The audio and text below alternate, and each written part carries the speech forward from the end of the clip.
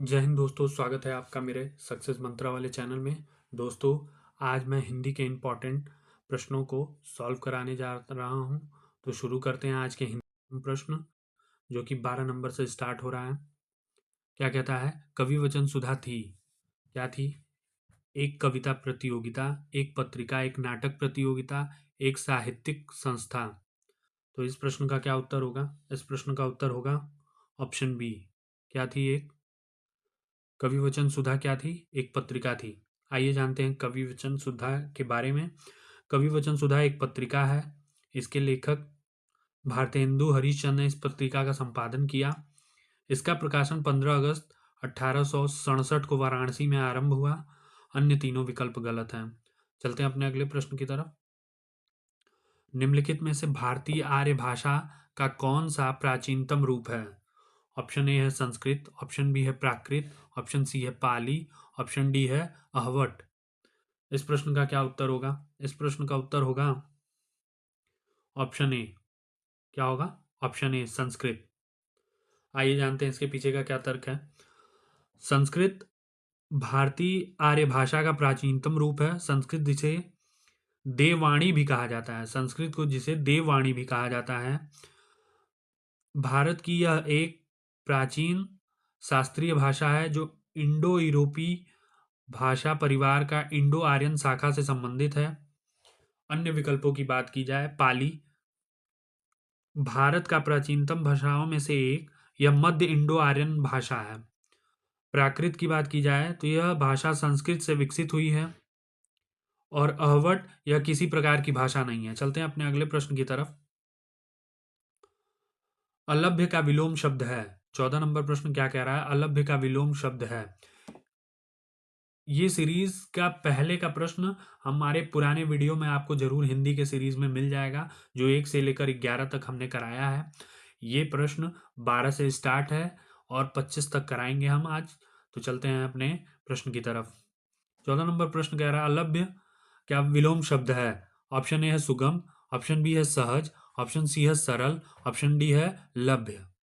इस प्रश्न का क्या उत्तर होगा? इस प्रश्न का उत्तर होगा ऑप्शन डी, लभ्य। क्या होगा? लभ्य। चलते हैं अपने अगले प्रश्न की तरफ। 15 नंबर प्रश्न क्या कह रहा है? अंडे सेना मुहावरे का अर्थ है। ऑप्शन ए है मुर्गे का चूजों के ऊपर बैठना, स्वावलंबी होना, स्वार्थ सिद्ध करना, घर में बेकार बैठना। इस प्रश्न का क्या उत्तर होगा? इस प्रश्न का उत्तर होगा ऑप्शन डी, घर में बेकार बैठना। घर में बेकार बैठना अंडा सेना मुहावरे का अर्थ है। अन्य तीन विकल्प गलत हैं। ऐसे वाक्यांश जिनके अर्थ उनके शब्दों के शाब्दिक अर्थ से अलग होते हैं उन्हें मुहावरा कहते हैं। चलते हैं अपने अगले प्रश्न की तरफ। प्रश्न नंबर 16, जलवायु निम्न में से किस समास का उदाहरण है? जलवायु निम्न में से किस समास का उदाहरण है? ऑप्शन ए है द्वंद्व समास, ऑप्शन बी है तत्पुरुष समास, ऑप्शन सी है बहुब्रीहि समास, ऑप्शन डी है द्विगु समास। इस प्रश्न का क्या उत्तर होगा? इस प्रश्न का उत्तर होगा ऑप्शन ए, द्वंद्व समास। आइए जानते हैं द्वंद्व समास के पीछे का क्या कारण होगा कि द्वंद्व समास ही होगा। द्वंद्व समास में पूर्व पद और उत्तर पद दोनों प्रधान होते हैं, मतलब पहला और दूसरा पद दोनों प्रधान होता है। साथ ही दोनों पद के बीच में एक योजक चिन्ह लगा होता है। दो शब्दों के बीच एक योजक चिन्ह लगा होता है। अगर योजक चिन्ह की बात की जाए तो योजक चिन्ह ये रहा, दो शब्दों के बीच में। जैसे जलवायु, जल डैश वायु। यहां हम देख रहे हैं कि दोनों पद प्रधान है, जल भी प्रधान है और वायु भी प्रधान है। तो इस प्रश्न का उत्तर होगा समास। क्या होगा? द्वंद्व समास। चलते हैं अपने अगले प्रश्न की तरफ। 17 नंबर प्रश्न क्या कह रहा है? आह कितना सुंदर दृश्य है। आह कितना सुंदर दृश्य है। ऊपर दिए गए वाक्य में सही विराम चिन्ह लगाने पर वाक्य क्या होगा? ऑप्शन ए है आह कितना सुंदर दृश्य है, ऑप्शन बी आह सुंदर दृश्य है, आह कितना सुंदर दृश्य है क्वेश्चन मार्क है, और आह कितने सुंदर दृश्य है। इस प्रश्न का क्या उत्तर होगा? इस प्रश्न का उत्तर होगा ऑप्शन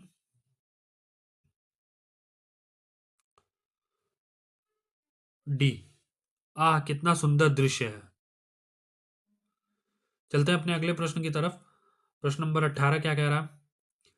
निम्नलिखित प्रश्नों में से 4 विकल्प में से उस विकल्प का चयन करें जो कोष्टक में दिए गए शब्द के तद्भव रूप का सही विकल्प है। मेरे मन की व्यथा कोई भी नहीं समझता है। ऑप्शन ए है जलन, ऑप्शन बी है कड़वाहट, ऑप्शन सी है व्यथा, ऑप्शन डी है विशेषता। इस प्रश्न का क्या उत्तर होगा? इस प्रश्न का उत्तर होगा ऑप्शन नंबर सी, व्यथा।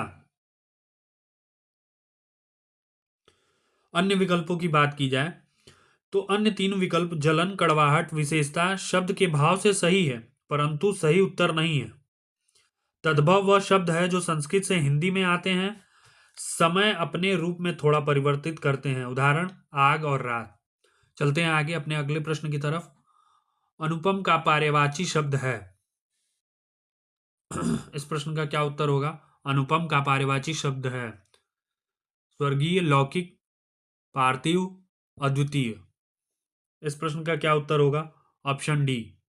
इस प्रश्न का उत्तर क्या होगा? ऑप्शन डी, अद्वितीय। चलते हैं अपने अगले प्रश्न की तरफ। स्वल्प का संधि विच्छेद क्या होगा? इस प्रश्न का उत्तर आप हमको अपने कमेंट बॉक्स में जरूर दें। तो उम्मीद करते हैं इस प्रश्न का उत्तर आप सही हमें बताएंगे। चलते हैं अपने अगले प्रश्न की तरफ।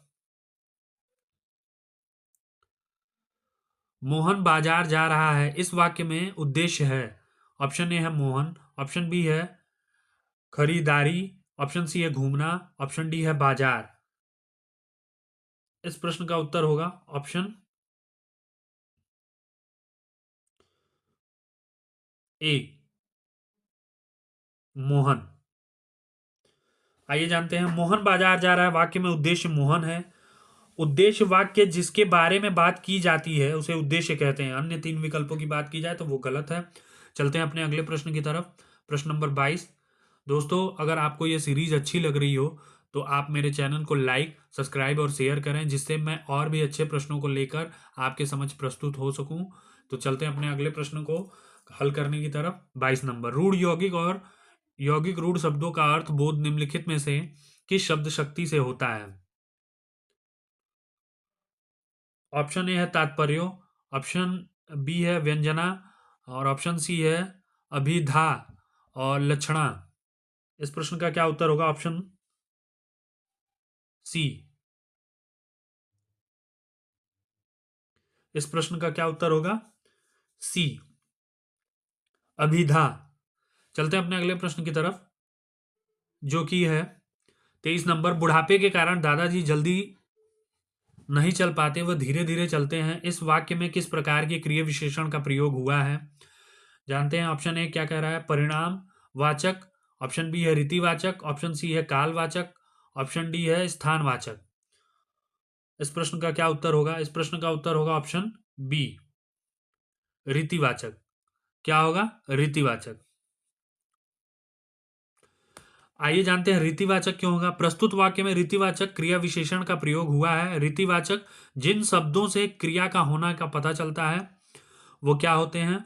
रीतिवाचक होते हैं। चलते हैं अपने अगले प्रश्न की तरफ। 24 नंबर प्रश्न। और ये मैं उम्मीद करता हूं कि इस प्रश्न का भी उत्तर आप हमको देंगे मेरे कमेंट बॉक्स में। शुद्ध वर्तनी का चयन कीजिए। शुद्ध वर्तनी का आपको चयन करना है और उत्तर हमको मेरे कमेंट बॉक्स में आपको जरूर देना है। चलते हैं अपने अगले प्रश्न की तरफ। इस सीरीज का आखिरी और अंतिम प्रश्न 25 नंबर। सरल वाक्य को मिश्रित वाक्य में बदलिए। परिश्रम करने पर परिस्थितियां भी अनुकूल हो जाती हैं।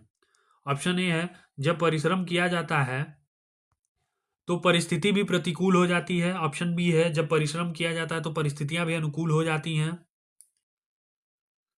परिश्रम करने पर परिस्थितियां भी प्रतिकूल हो जाती हैं। ऑप्शन डी है परिश्रम करने पर परिस्थितियां अनुकूल हो जाती हैं। ए और बी मिलता जुलता है, बस एक वर्ड का डिफरेंस है, तो तब। आइए जानते हैं इस प्रश्न का क्या उत्तर होगा। ऑप्शन इस प्रश्न का उत्तर होगा ऑप्शन ए, जब परिश्रम किया जाता है तो परिस्थितियां भी प्रतिकूल हो जाती हैं। इस प्रश्न का उत्तर होगा ऑप्शन नंबर ए, जब परिश्रम किया जाता है तो परिस्थितियां भी क्या हो जाती हैं, अनुकूल हो जाती हैं। तो दोस्तों, ये रहा आज की सीरीज का 14 महत्वपूर्ण प्रश्न। दोस्तों, मैं उम्मीद करता हूं कि आपको ये प्रश्नों की सीरीज अच्छी लगी होगी। अगर ये प्रश्नों की सीरीज आपको अच्छी लगी हो तो आप मेरे चैनल को लाइक करें, सब्सक्राइब करें और जमकर तैयारी करते रहें। जय हिंद दोस्तों।